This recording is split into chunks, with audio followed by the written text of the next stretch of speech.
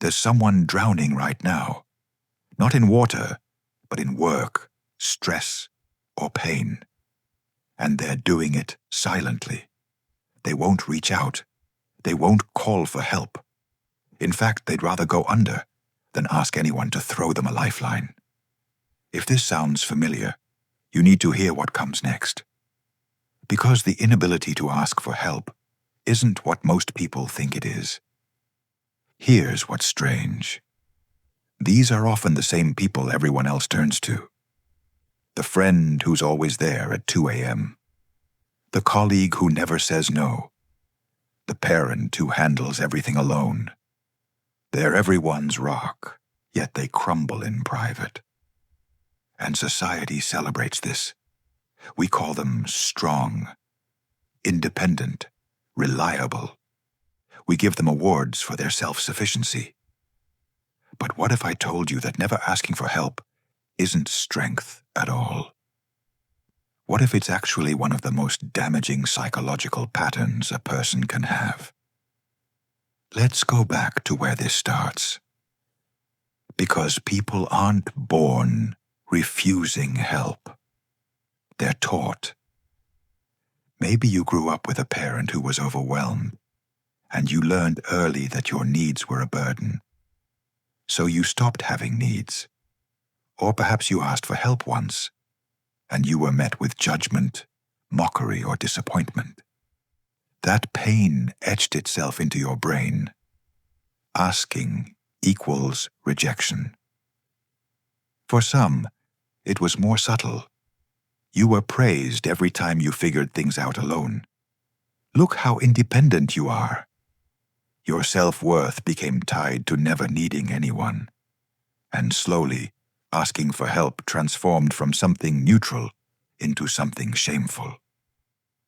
Psychologists call this counterdependent attachment. While some people become anxiously attached and constantly seek reassurance, counterdependent people swing to the opposite extreme. They build walls so high that even they forget there's supposed to be a door. But here's what's really happening beneath the surface. People who never ask for help are operating on a set of invisible rules, beliefs so deep they don't even recognize them as beliefs anymore. They're just the way things are. Belief number 1, if I need help, I'm weak. This one runs deep. Help equals failure. Self-sufficiency equals worth. It's a brutal equation that leaves no room for basic humanity. Belief number 2, people will think less of me. There's a constant fear of judgment, of being seen as incompetent, needy, or less than. So they perform independence, even when they're collapsing inside.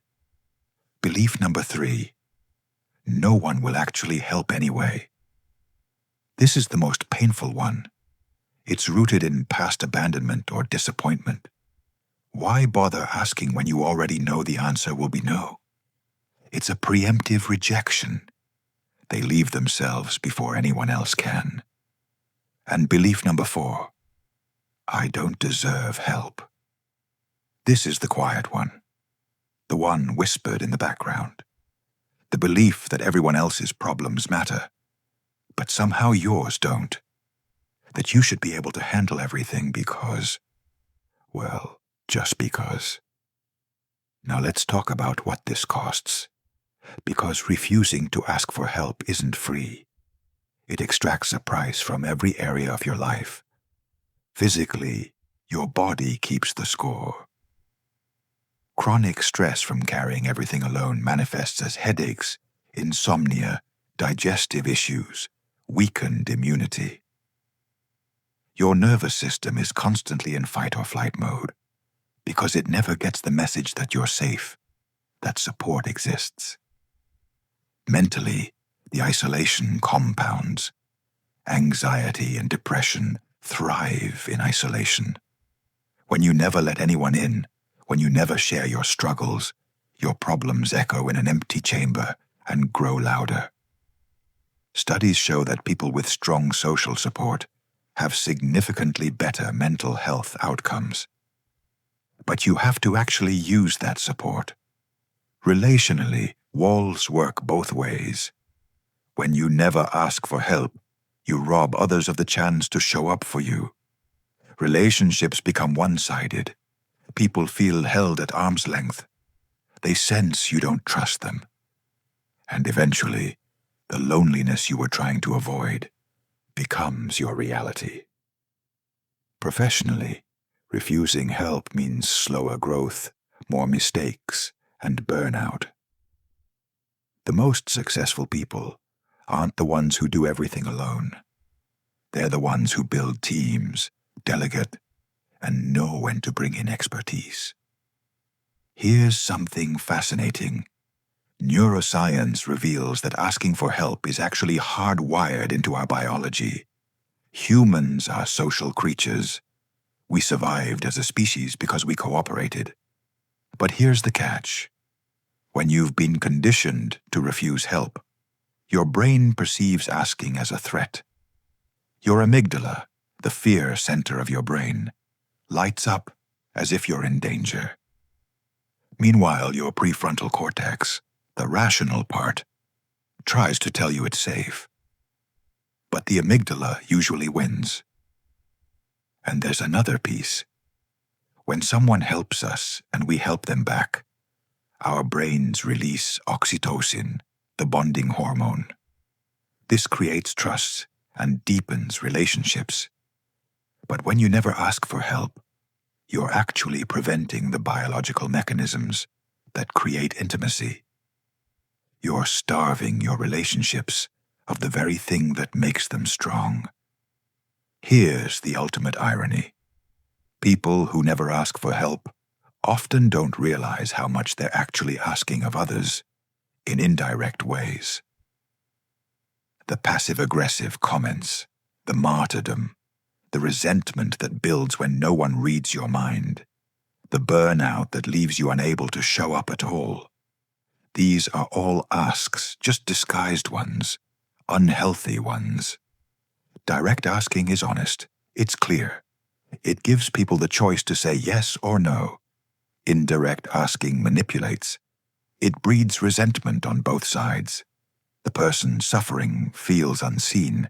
The people around them feel confused and inadequate. So how do you change this pattern?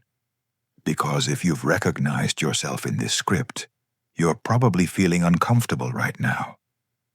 Maybe defensive, maybe sad. That's normal.